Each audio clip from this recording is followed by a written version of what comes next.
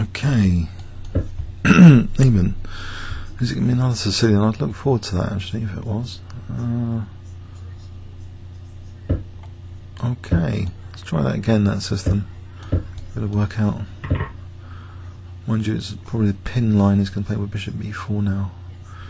e6 and bishop b4. Okay.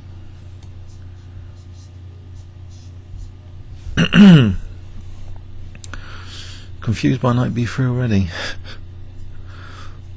He's not going to spend a minute here, is he? Neman. Let's look at his stats actually. Or not. Whoops. Let's go back. Let's get the final position. Let's be able to play a move. Okay. Alright, so will bishop e2 and bishop e3 strike again? He's going to play d6 here. Oh, okay, I'll let him have that pawn. Try and get in bishop a3.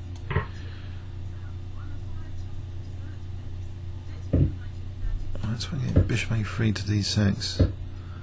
Bishop d3 first.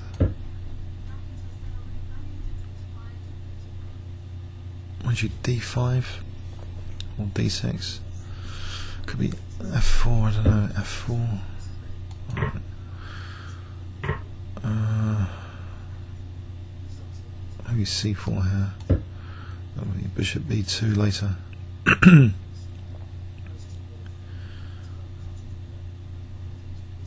No, e4 is a threat though, isn't it?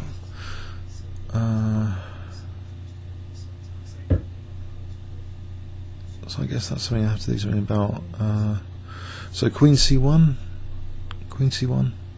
So on to e4 with bishop e2. And queen g5 and bishop on the diagonal is now a bit stronger because of that e4. So bishop b2 and queen g5 at some point. Unlike the bishop on the diagonal, pointing at g7. So some dynamic counterplay, I hope. No f4s though. Or can I play f4? Now en passant. So queen f4 here. Queen h4, maybe h3.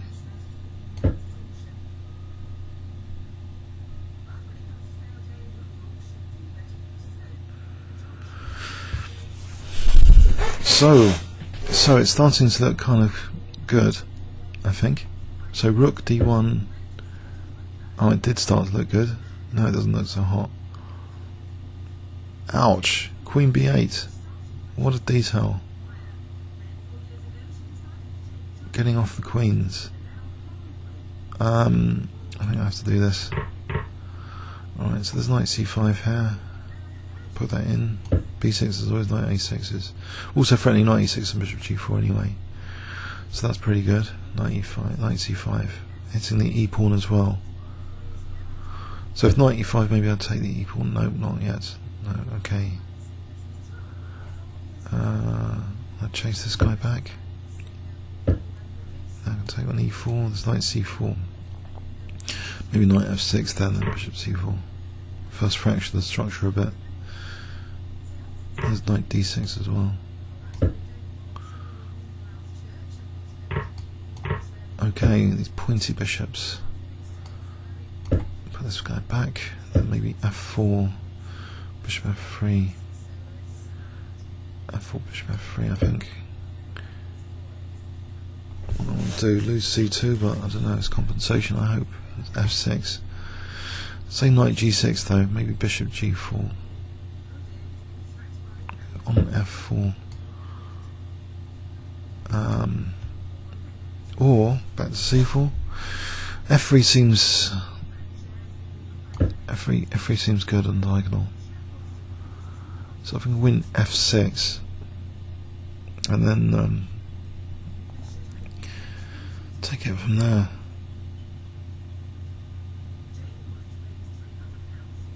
And the rookie ones, are they going to be handy?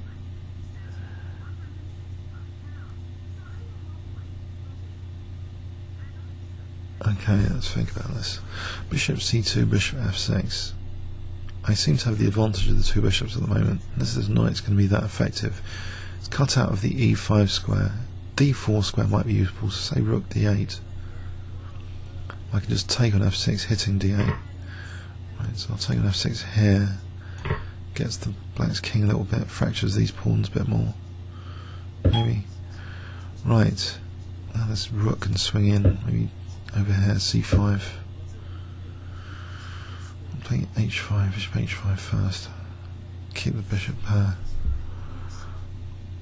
I can't see anything else. Okay, bishop h5. How do I swing the rook in? I'll put the bishop over here for a sec, pointing down the diagonal. Maybe f5 and rook f4 to get this rook in. F5 here. Get to f4, but he's going to cut it out with rook e4, but there's bishop f3. So rook f4 here.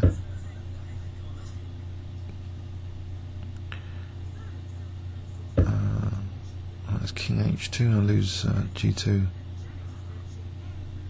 There's rook g4, just getting the rook off. Closing up hg, target the h6 pawn maybe. King f2, rook h1.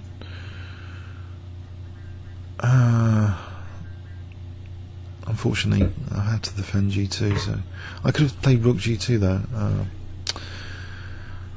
Alright, bishop takes is probably more flexible. I'm going to go back in this merry-go-round. Alright, what about f6? Pawn wedge. Time advantage. Okay, so this time rook e3, what about king h2? And also then rook c3 to g3. So if knight e5, there's rook e1, there's knight f3 check there. Oh, it doesn't matter about that pawn. Just rook c3, there's rook e1, so king h2 first. Prophylaxis against rook e1. So rook c... okay. Okay, so what about rook d1 now? Maybe rook d7, bishop h5. Bishop h5. Or bishop f3 to try and get in bishop c6 and rook d8. It's a bit harmless though, isn't it? Alright, what about getting the bishop over here to play bishop e4, get the rook off e4. Get the rook off e4. Maybe I need to protect f6 now, maybe rook f1 first. Okay, so rook f5, bishop e4, with king f6, bishop c6. Oh, bishop's getting passive again, okay. And bishop b2, only something's... No, I'm not going to attempt to draw, I've got a lot of pressure here.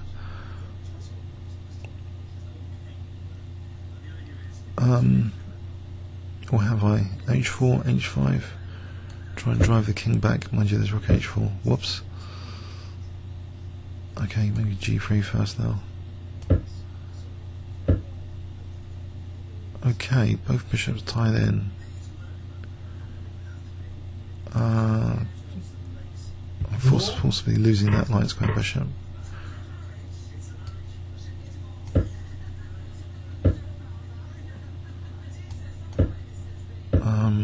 I'll try and get around the side, around the back of this. Rook d5 to g5. There's knight f4. Whoops. Get the king over here for a sec. And these pawns are menacing.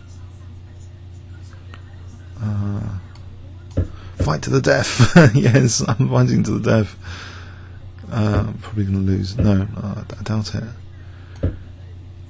He's just so short on time. 10 seconds. Is this a naughty win? If I play king e4 now, setting myself up for knight c5s, nearly.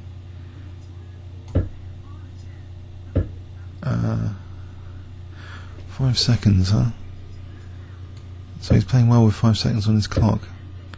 I'll take that. Okay, casualty. I'll take that guy. And it's finally cranking up with 2 seconds left.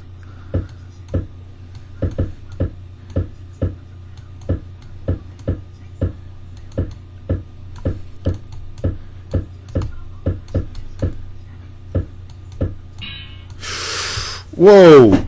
0.9 of a second. Blimey, he was playing quick at the end. Did you see that? Oh! That's pushing it to the limit. How did I slow down so much? I played even a cheeky check move to slow him down. And then 0.9 of a second. Whoa! That was a bit of an intense 5-minute game. So this dark square bishop had so much promise, but it was all extinguished. Queen B8, not Queen H4, Queen B8, pinning my poor queen to H2. No way of stopping the exchange of queens. So that was a bit of an ominous sign that this was going to be a battle. The fracturing looked promising as well. 2 bishops still looked promising. Couldn't swing a rook in because now rook G3. I guess rook C2, but again I'm not going to swing a rook in without it being taken. He's going to keep that rook there maybe. And there's King H2. Maybe this was my chance actually. Rook C2 and then King H2, Rook G5, then hitting H5, Bishop G4 and then H4. So maybe this was wrong as well. And then his 2 pawns on the queen side starting to be a bit of a menace. Time pressure got him really. Dropped his pawns, dropped his knight. And crazy finish. Comments or questions on YouTube. Thanks so much.